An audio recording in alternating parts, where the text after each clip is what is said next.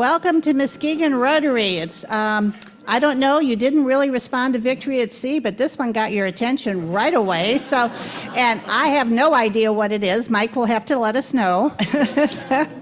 But we will go on. As I said, welcome to Muskegon Rotary. My name is Jenny Sprague, and I have the privilege of serving as the president this year. Our Rotary Foundation theme for the month of March is water and sanitation. This afternoon's program is Improving Lives of Justice-Involved Women in Muskegon County. And we'll begin with the Pledge of Allegiance, followed by reflection offered by Darlene Colley, and we recite the four-way test at the end of the meeting.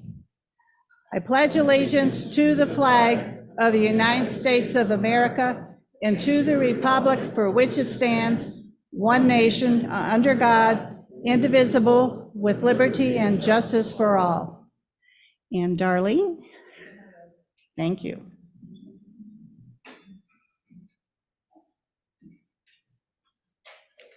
How many of you know what brings happiness? Anybody? Yes. Depends on the moment. All right, we all know that there are many different ways to have happiness, but today I'd like to share with you some words of wisdom from a gentleman by the name of John Woodman, who says there are 9 promises that can bring happiness. Promise yourself that you will talk health, happiness, and prosperities as often as possible. Promise yourself to make all your friends know there is something in them that is special and that you value. Promise to think only of the best, to work only for the best, and to expect only the best in yourself as well as others. Promise to be just enthusiastic about the success of others as you are about your own. Promise yourself to be strong, that nothing can disturb your peace of mind. Promise yourself to forget the mistakes of the past and press on to greater achievements in the future. Promise to wear a cheerful appearance at all times and give every person you meet with a smile. That's one of my favorites. Promise to give so much time to improving yourself that you have the time to criticize, that you have no time to criticize others. And last but not least, promise to be too large for worry, too noble for anger, too strong for fear, and too happy to permit trouble to press on you.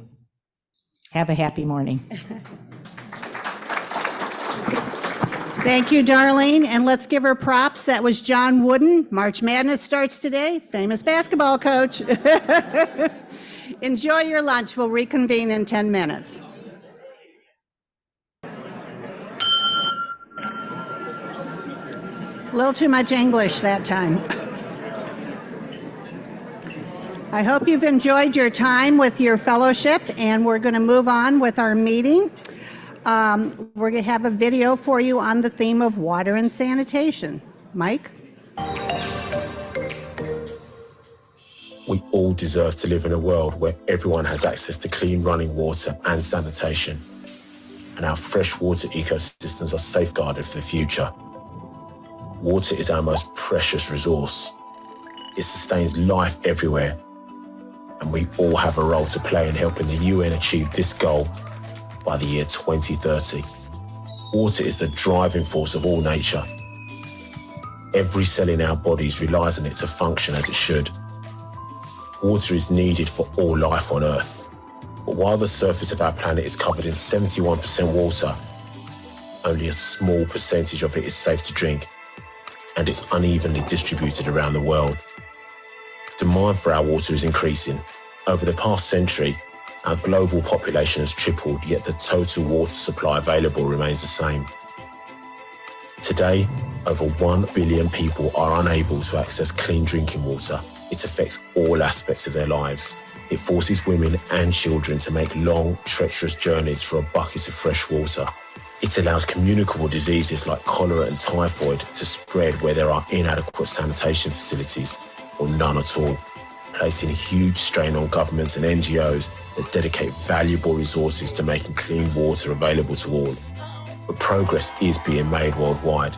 Foreign aid donated by governments and humanitarian organisations like UNICEF has brought improved drinking water sources to 90% of the world's population and improved sanitation to 2/3.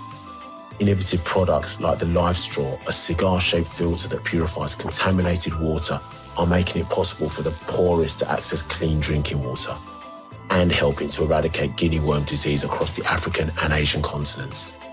While a new invention created by the Bill Gates Foundation, the Janiki Omni processor, turns sewage into clean drinking water and renewable energy, neatly tackling sanitation, water, and energy problems all at once.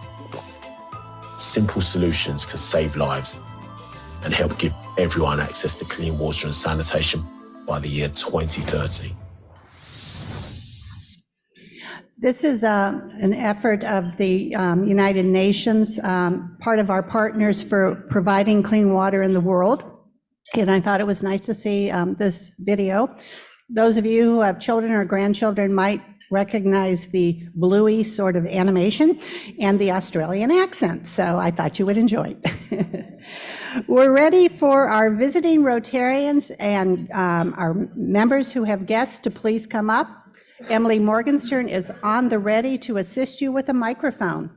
And so if you could make your way to the front of the room, we will be delighted to meet your guests.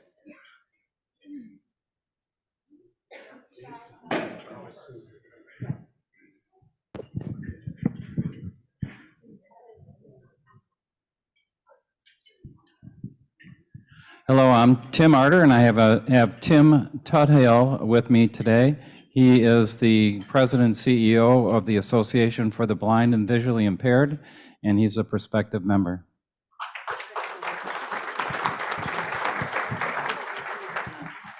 You have to stand so they can see you. Over here. Over here. So you can, got to come closer. Melissa Moore with Reed Muskegon, and my guests today are Jeannie Carafel. Yep. I always say it wrong. Who is actually with the Grand Rapids Women's Resource Center, who's presenting today, but she works out of Reed Muskegon's office running the New Beginnings program in the Muskegon County Jail. And Jenna Lakos is the development coordinator at Reed Muskegon, who also spends one morning a week with Jeannie, helping provide program for the women and bring the literacy link back to them. So I thought they'd both be interested in being here today. Welcome.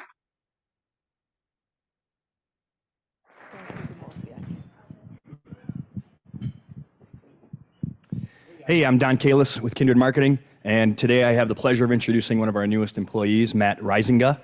He's full-time with us, started last month, and he's our lead marketing director, which means one of the services we do, he comes to your office and either tags in with your marketing team or he runs the whole show for you. So welcome, Matt.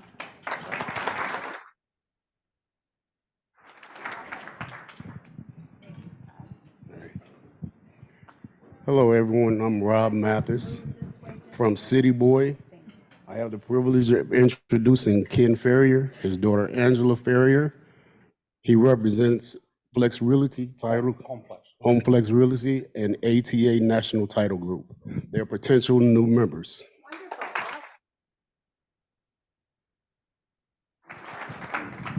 Afternoon, everyone. I am Marty today. So we have we have our visiting guest from Reese Puffer today, and Ms. Christina Whitaker is an assistant principal, and she's going to introduce our students.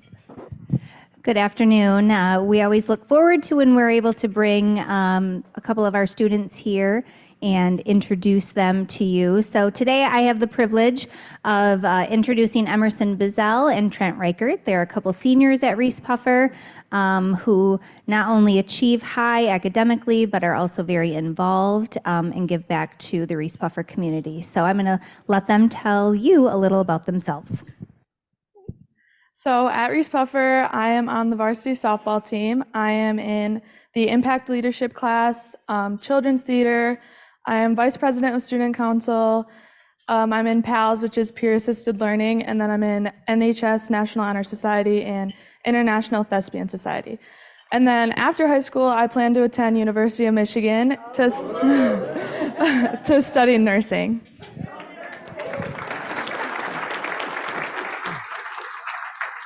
Hello, my name is Trent Reichert, and like Emmy, I am part of the National Honor Society. and also I'm a part of the leadership class at Reese Puffer. I'm grateful to like help my community and help my school, and oh yeah, I play varsity baseball. I've been a part of that team for 4 years, and after high school, I plan on attending Ferris State University, where I'm going to study pharmacy. So. Thank you. Thank you. There you go, Emily. Well, welcome to all our guests and our student guests too, and we hope you enjoy the rest of our meeting. We are ready to go to our program now, and Andy Belo is going to be introducing our speaker for the day. Thank you, Andy. Ginny, I think that was Pachelbel's canon. I'm not sure where he came up with a version for pipe organ, though. That was good for you, Mike. Okay, way to go. That threw me off. It is my pleasure to introduce Tatum Hawkins, our speaker today. And Tatum is Director of Development and Communications for Women's Resource Center in Grand Rapids. And she earned a bachelor's degree in mass media communications from Wilberforce University and a master's in PR from Ball State University. She has over 12 years of experience as a fund development and communications professional in the not-for-profit sector. She manages fundraising, grant writing, and administration and communications for the Women's Resource Center. So a typical Swiss Army knife nonprofit professional. And she's going to be speaking on improving the lives of justice-involved women in Muskegon County. Please welcome Tatum Hawkins.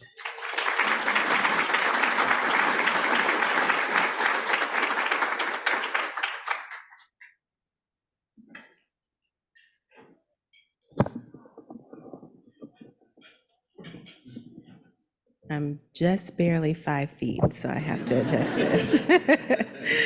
Thank you for that introduction, Andy, and thank you for the opportunity to be here with you all today. This is my second time here as a guest, and hopefully one day soon as a Rotary Club member. Looking forward to sharing this presentation with you about how we can and are supporting justice-involved women in this community. So the New Beginnings program, I'm sorry, let me back up. Okay, so Women's Resource Center was founded in 1973 in Grand Rapids, Michigan by a group of individuals in the community that wanted to see the lives of women improve. So over the past 51 years, we have been providing workforce development and employability skills training to see women advance. We support women from all walks of life, giving them voice and confidence to pursue their goals and dreams. Our mission is equipping women to achieve purpose fulfillment and financial stability through meaningful employment. And we do that through a host of programs and services. But what I'll be talking about specifically today is our New Beginnings program. And our New Beginnings program, our New Beginnings program supports justice-involved women who are preparing to be released from jail and to re-enter the community. Our overall goal is to help support them holistically so that they have a successful re-entry, so that they can get back to their lives and to their families and hopefully not have to return to jail. So overall, we want to reduce the recidivism rate of women in jails. And we have to do that holistically because we know that women face a number of barriers when it comes to employment, and there's a number of barriers and issues that persist in their life that may be the reason why they ended up in jail. So our goal is to get them prior to release, support them with a career coach, and surround them with support services so that once they are released, they can find employment and that they can be on their way successfully. So over the past 20 years and more, there has been an alarming rise in women's incarceration around the country. As you see here, from 1980 to 2020, it's about a 700% increase. And that has been due to a number of factors, changes in sentencing, women being put in jail for things that their spouses do, and it's really disproportionate compared to the rates of men being incarcerated. But with this rise in women being incarcerated, unfortunately, the support services have not been equitable. So although more women are going to jail, majority of the services that are provided in the jails are focused on men. And so we really need a focused approach to support women. So as you see here in this chart, majority of women that are incarcerated are in our local jails.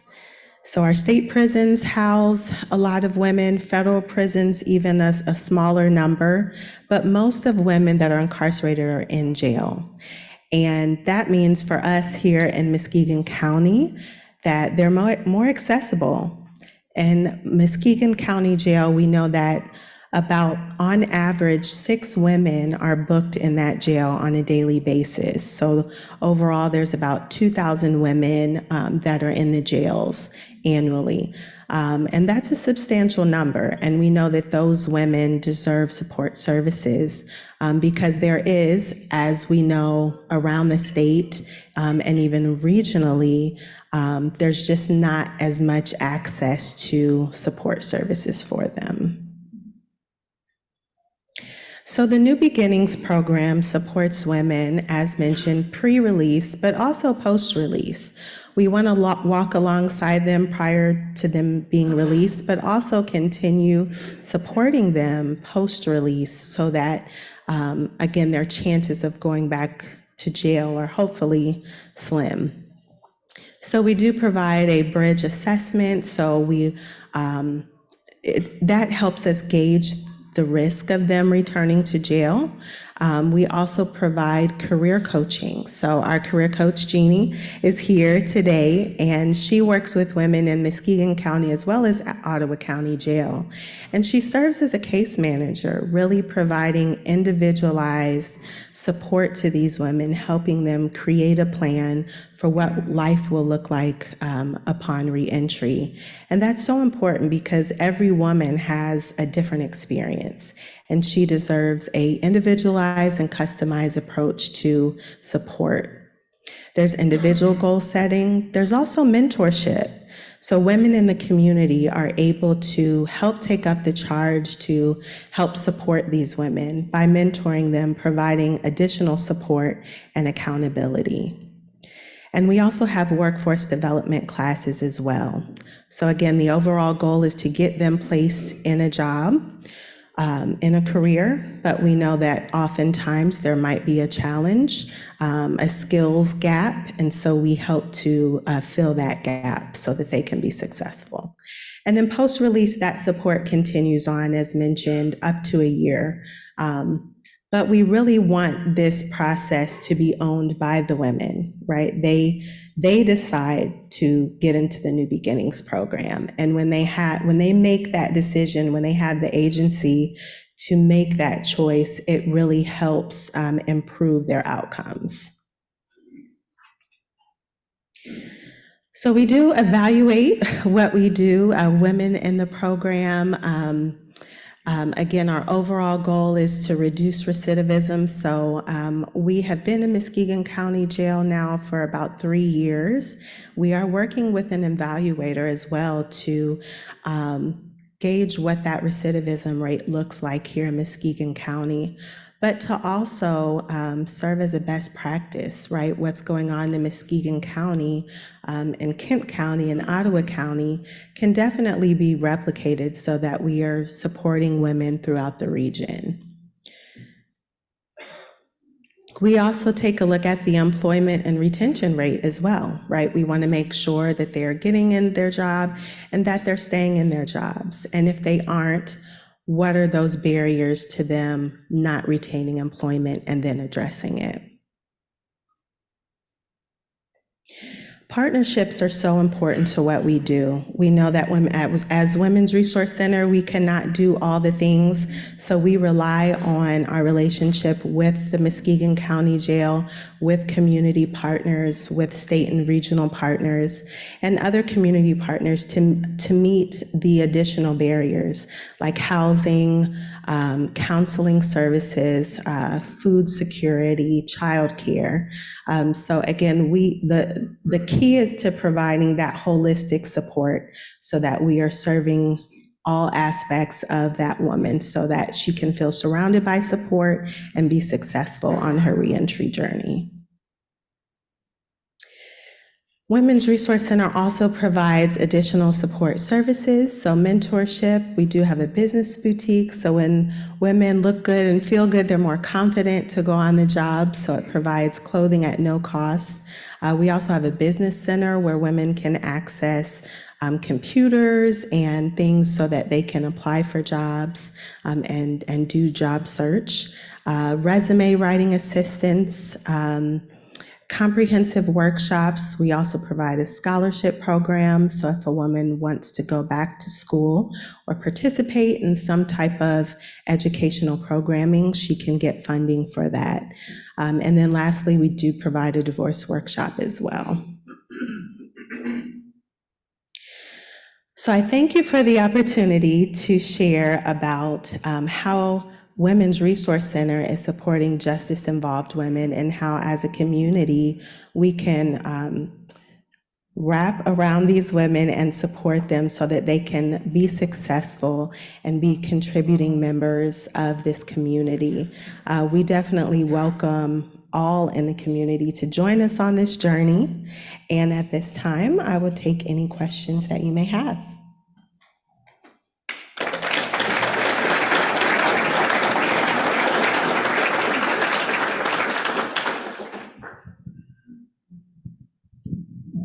Thank you. Can you tell me if there is a process or a service that is evidence-based, and does that process or service differ for females versus males?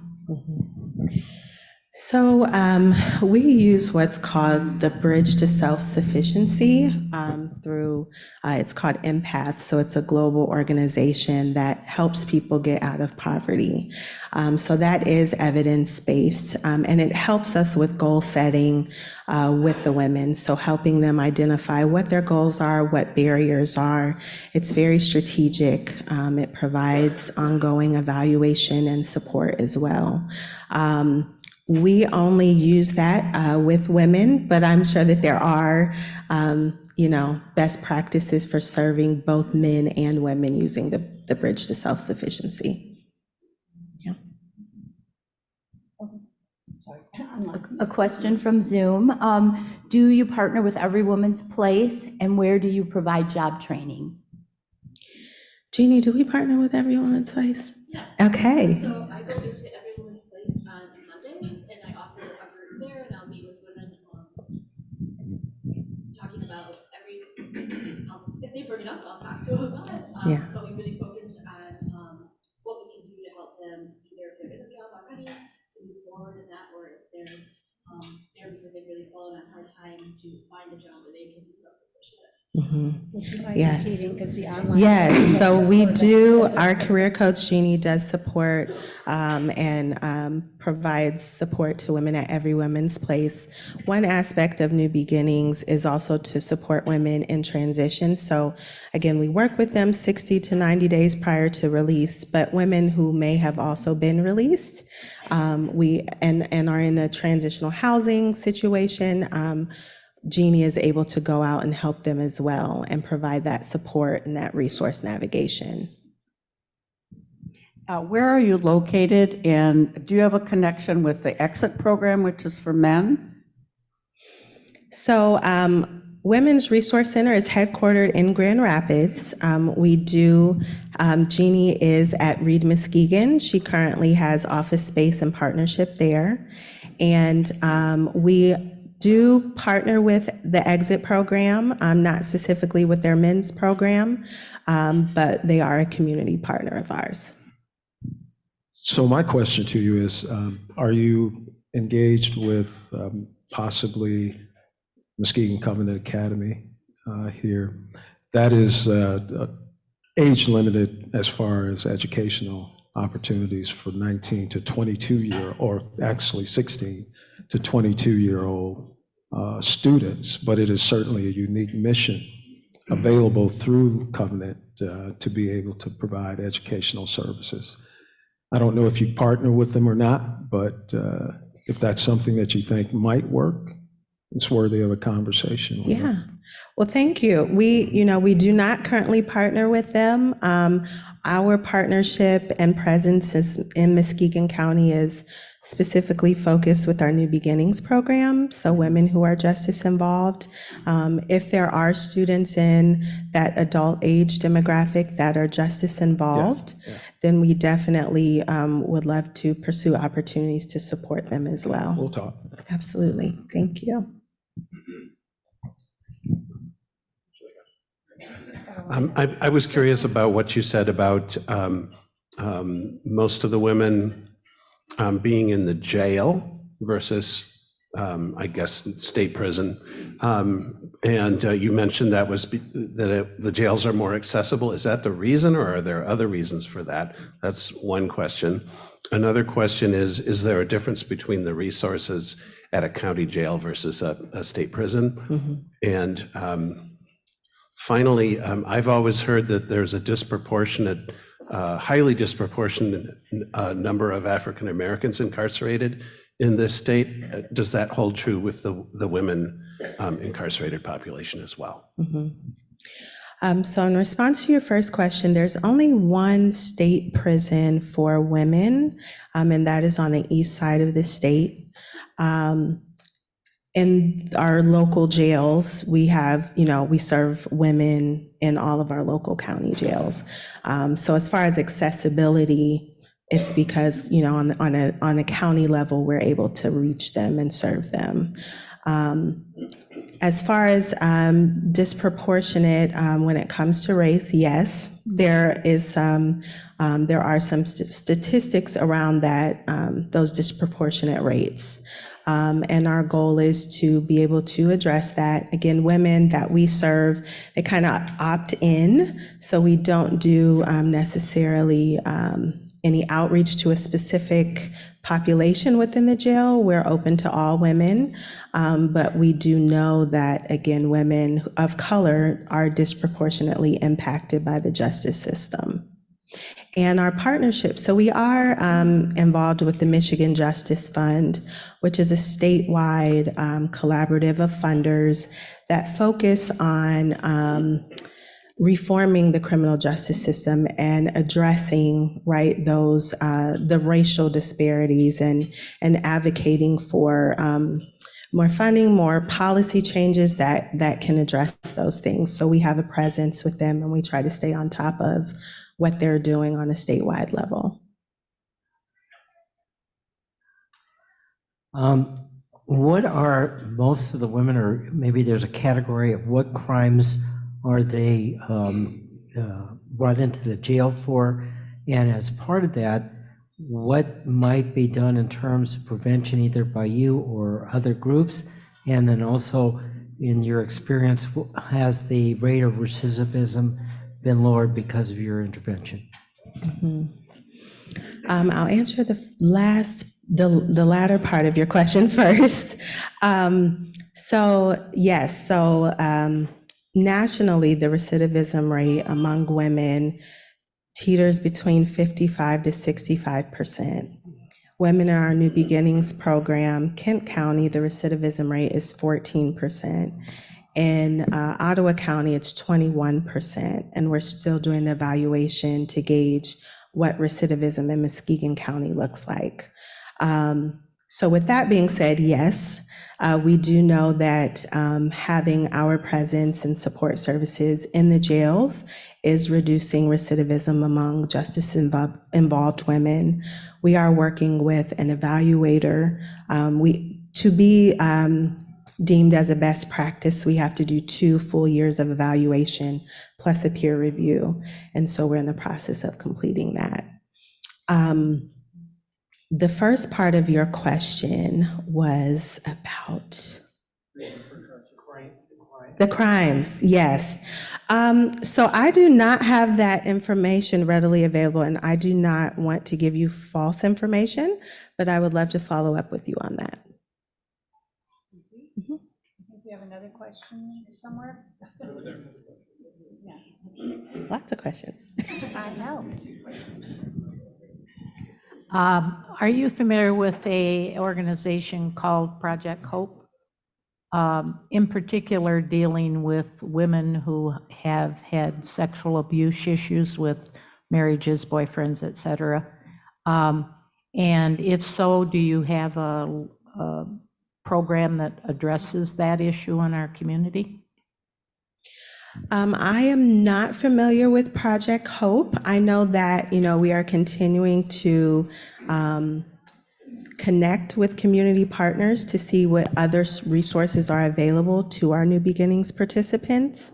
Women's Resource Center does not have a program that specifically supports women that have been sexually abused or in a sexual violence situation, but many of the women that we do serve have experienced that. So we definitely approach what we do from a trauma-informed perspective. But again, recognizing that we don't do all the things and we're not experts on all the things. So we definitely like to connect with community partners that have that expertise and are able to address those needs with our participants. We have one more question.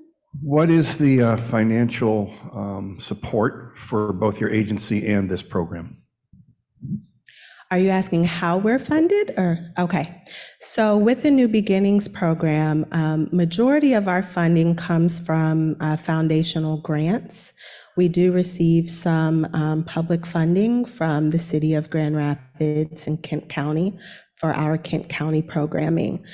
For Muskegon in particular, most of our funding comes from support from the Michigan Justice Fund, as well as corporate sponsors and private foundations and individual contributions. Thank you. Well, thank you very much for your presentation. Thank you.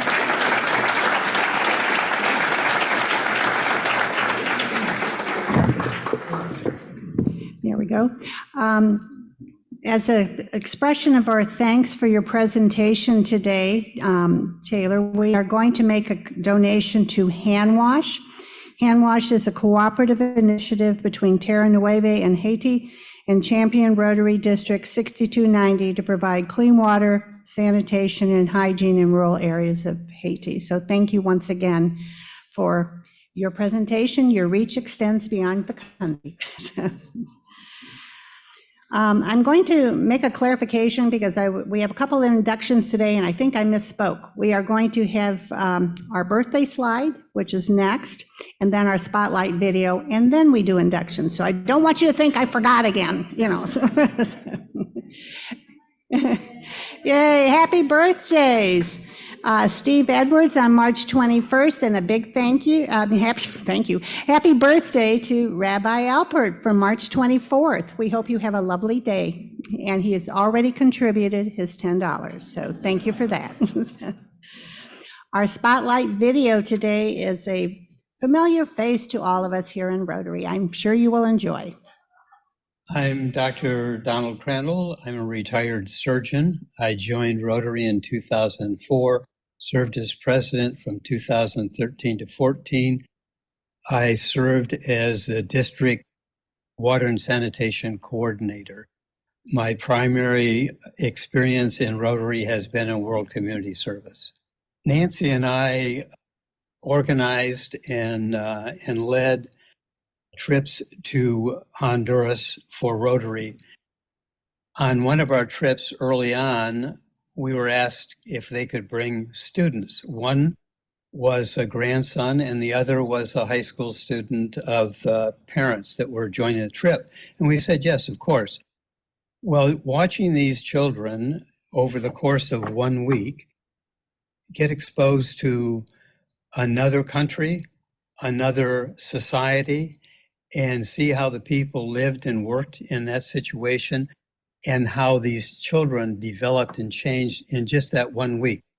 When we came back, Nancy and I talked about this and thought, this is so good to have young people experience this. Let's plan on doing more of that. So we ended up recruiting students, high school and college students, for additional trips. That has progressed now, whether we have Rotaract and Interact students supporting World Community Service projects around the world, and also traveling to several sites in South and Central America to build schools, to build houses, to build libraries, and to do water and sanitation projects. When you see the impact that you're having in these communities, when you go in to help them, it ends up helping you and being more beneficial to you than it is to them. It's a great experience that I think every Rotarian should have.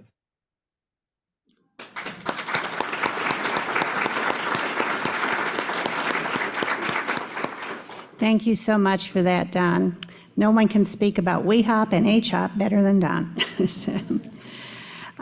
We are now ready for our inductions. I'm pleased to have the privilege to induct 2 new Rotarians, Karen and Darwin, and Kevin and Amanda, if you could please come up here to my right.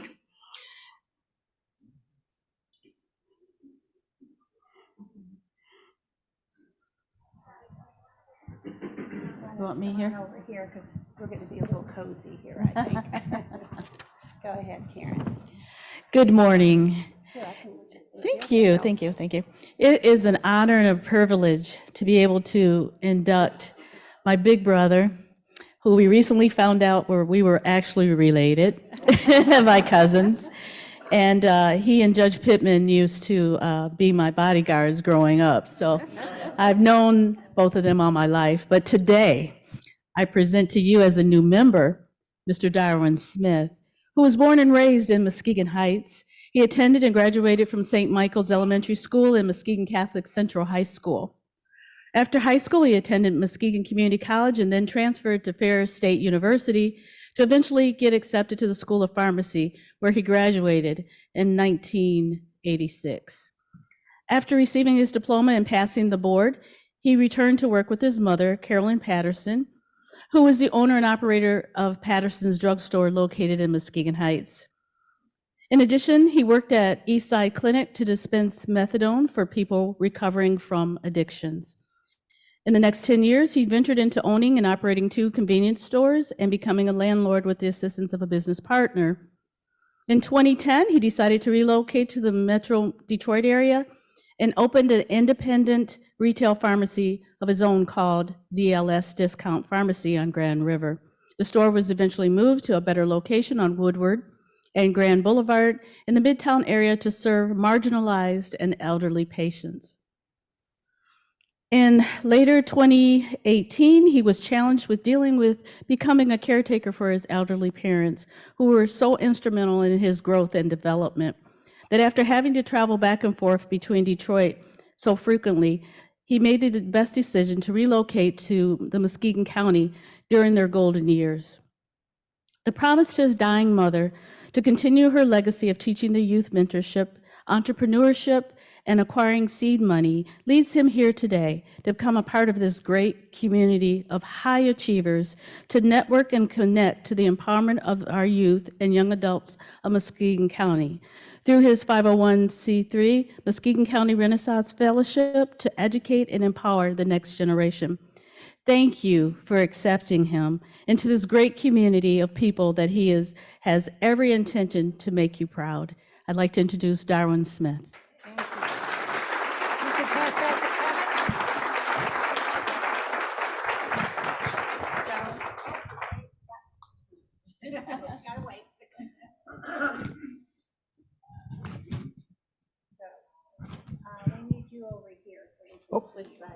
All right.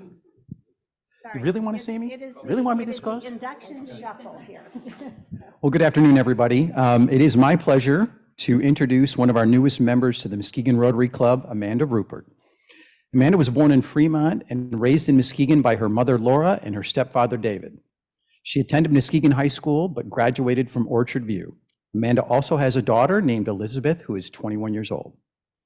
Amanda is the self-proclaimed volunteer queen. Now I'm going to tell you, if you've gone to any event in Muskegon ever, you've seen Amanda there working. She volunteers for many of the events in Muskegon, including the Irish Music Festival, Unity Christian Music Festival, Taste of Muskegon, Lakeshore Art Festival, Seaway Run, you name it, she does it. She also volunteers at a homeless shelter in Nashville, Tennessee. Amanda is a current student at MCC, where she is studying business management. She would eventually like to own her own production studio and promote new singers to the world. While she was attending Baker College, she was a member of the Baker College Rotaract Club, where she helped raise funds for the Muskegon Rescue Mission, Kids Food Basket, as well as the Boys and Girls Club of Muskegon. While prepping for today, I asked Amanda this question: what inspires you about being a member of the Muskegon Rotary Club? Her response: I will have to say the people, because everywhere I go, I see a lot of you all volunteering and making a difference. I want to continue to make a difference for my community as well. Amanda currently works at Big Lots in Muskegon, where she's training to be a team lead. In her free time, when she's not working, volunteering, or attending class, she likes to spend time with her daughter and enjoy a good movie. They also like to shop together. So Amanda will be a member of our Rewind Satellite group, where she has already hit the ground running and volunteered at the chili cook-off we had back in February. In my opinion, Amanda epitomizes the Rotary motto, service above self.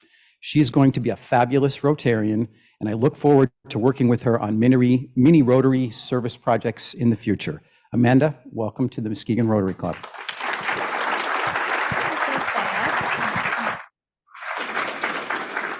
Okay, and if we can kind of squeeze in here. Fellow Rotarians and honored guests, on behalf of the Rotary Club of Muskegon, it is my privilege to induct two new members today. Amanda Rupert and Darwin Smith, you have been chosen for membership in the Rotary Club of Muskegon because your fellow members believe you to be worthy representatives of your professions and that you possess the qualities that will help you exemplify the true spirit of Rotary in your public, business, social, and private lives. By joining the Rotary Club of Muskegon, you become part of a worldwide organization of business and professional leaders, united in fellowship and dedicated to encouraging and fostering the ideal of service and high ethical standards to help create goodwill in a more peaceful world. Because you are a member of the Rotary Club of Muskegon, you will be welcome to join the fellowship of any Rotary Club worldwide. Membership in Rotary is an honor and a privilege. With this privilege, there are obligations.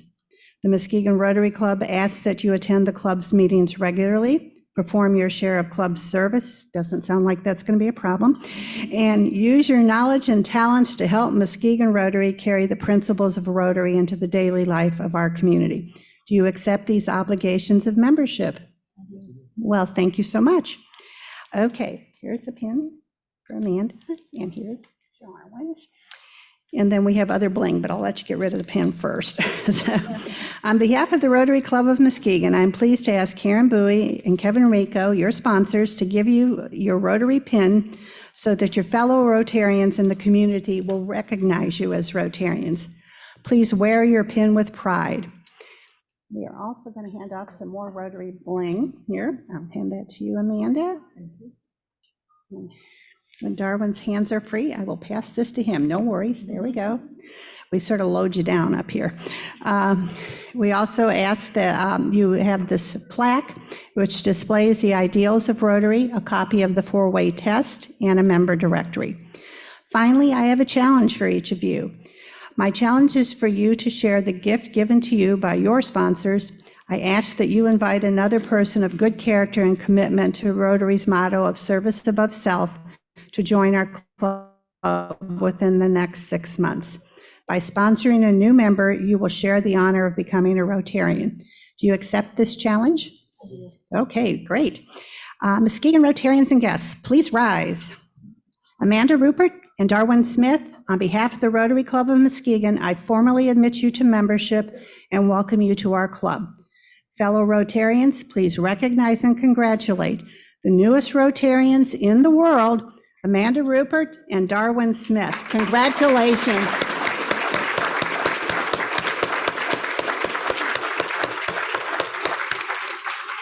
Thank you so much.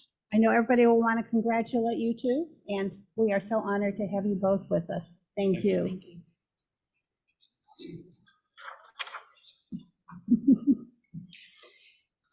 Okay, we are moving on. As we have no Paul Harris Fellows Awards today, we're going to our announcements.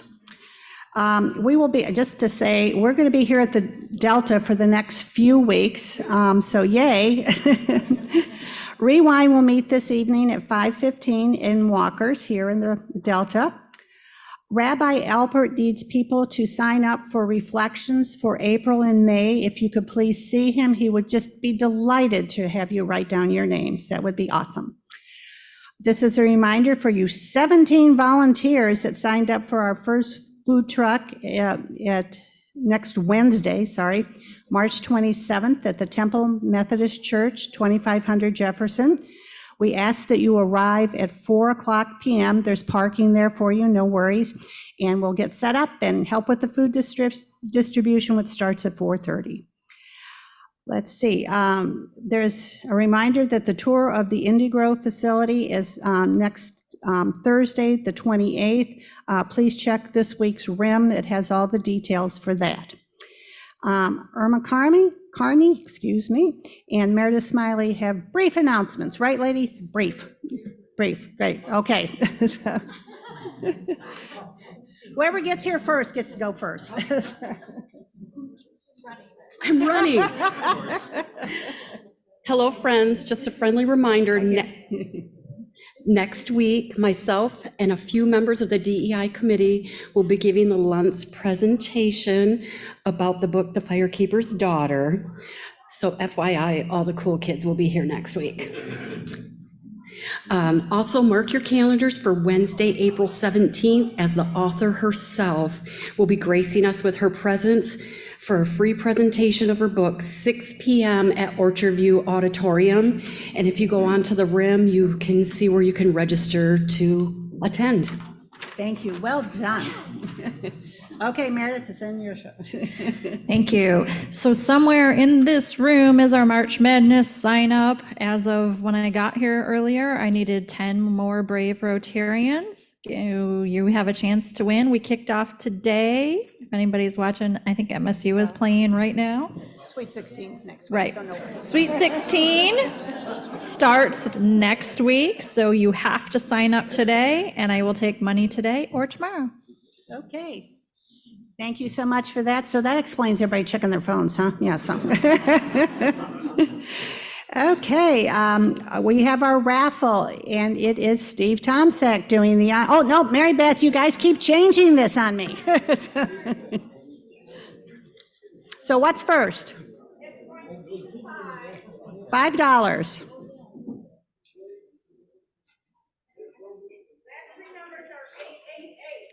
Oh, that's easy, 888. That is true. We must have a winner. All right, congratulations. Right? So I assume this is $10, is that correct?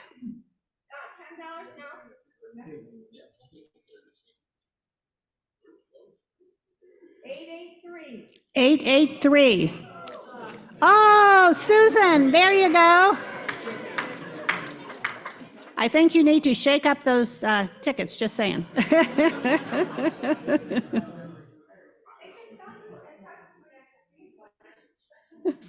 Okay, and for $20, Susan, everybody, you're going to make a big friend somewhere.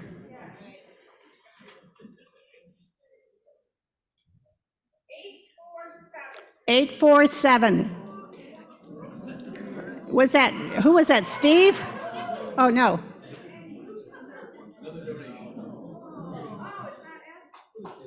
Who is 847?